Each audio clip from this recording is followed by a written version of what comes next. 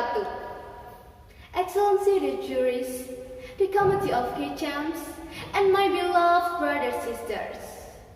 My name is Smpn Nur Aulia. I'm the 8th grade student of Junior High School 3 Peterongan. How are you today? I hope you're always healthy and happy. Talking about being happy, I remember my very happy childhood. When we were kids, we loved stories about folklore. Moreover, it is told when we want to sleep. That's what our parents do every day, right? Today, I'm going to tell you about one of the most famous folklore, and it is about Lutung Kasaru. Have you heard this story before? Lutung Kasaru is a story from Sunda, West Java, Indonesia. So, let's start this story.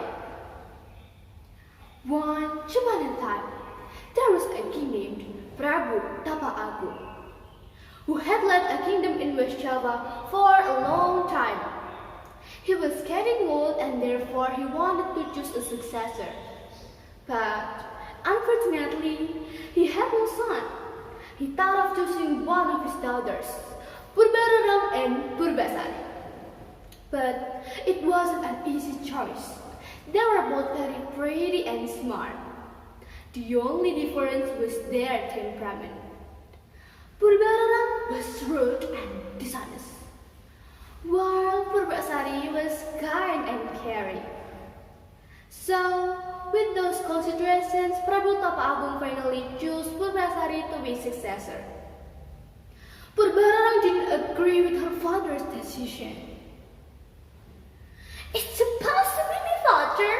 I'm the eldest daughter," Purbararang said. Prabu Tapa Agung smiled. "Purbararang, to be a queen takes more than age.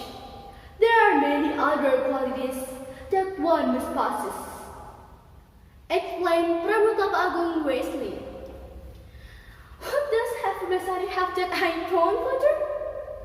Purbararang pouted. "You will find out when Purbasari has replaced me," Prabu Tapa Agung answered.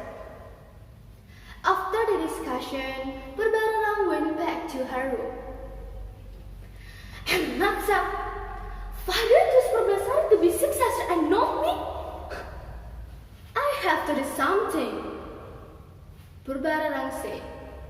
Driven mad by her anger, she came to a witch and asked her to send wash all over Purbasari's body. Before going to bed, Purbasari started to feel itchy all over her body. She tried applying powder to her body, but it's no use. Instead, the itching grew even worse.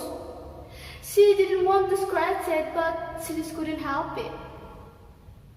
In the next morning, there were scratch marks all over Purbasari's body. What happened to you?" Purbararang asked, pretending to be concerned. "I don't know, sis. Last night, my body suddenly felt very itchy. I scratched and scratched, and this is what happened," Purbasari asked. Purbararang shook her head. "You must have done something really awful. You've been punished by the gods," Purbararang said. That day, the whole kingdom was scandalized. After a short discussion with its advisor, Prabu Tapa Agung ordered Purbasari to be moved to the woods. Purbasari was very sad. She was accompanied to the woods by a messenger. After the messenger left, suddenly a black monkey came to Purbasari's hut.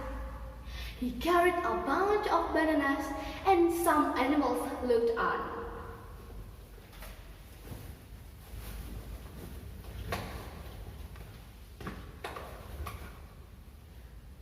Purbasari said, "Are the bananas for me?" The black monkey nodded. Purbasari took the bananas with pleasure. She also said thanks.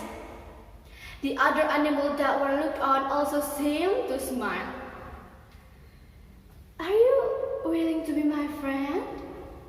Purbasari asked them. All the animals nodded happily. Every day, there were always animals bringing her fruits and fish to eat. One night, on the full moon, the black monkey took Purbasari to a valley. There is a pond with hot spring water. The black monkey suddenly spoke.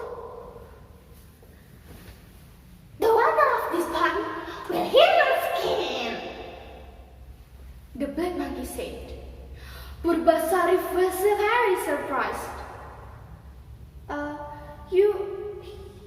You can talk? Who are you?" Purbasari said.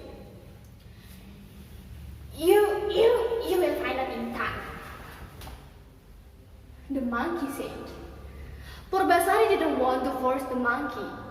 She then walked to the pond and bathed there. After a few hours, Purbasari walked out of the pond. She was shocked to see her face reflected on the clear pond water.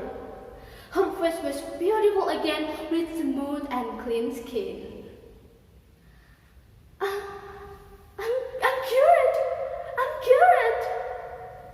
Purbasari shouted in joy. She thanked to the gods and also to the monkey. The news of Purbasari's condition quickly spread to the kingdom. Purbaranan go to the wood to see Purbasari. Purbasari said if she would be allowed to go home. Purbarana asked if she would let Purbasari return to the palace in one condition. "But there is one condition you must fulfill. Do you have a future husband who is more handsome than mine?" Purbarana said. Purbasari felt miserable. She didn't have a future husband yet. So, without much talk, she pulled the black monkey beside her. Purbarana burst out. But the laughter didn't last long. The black monkey suddenly transformed into a very handsome young man.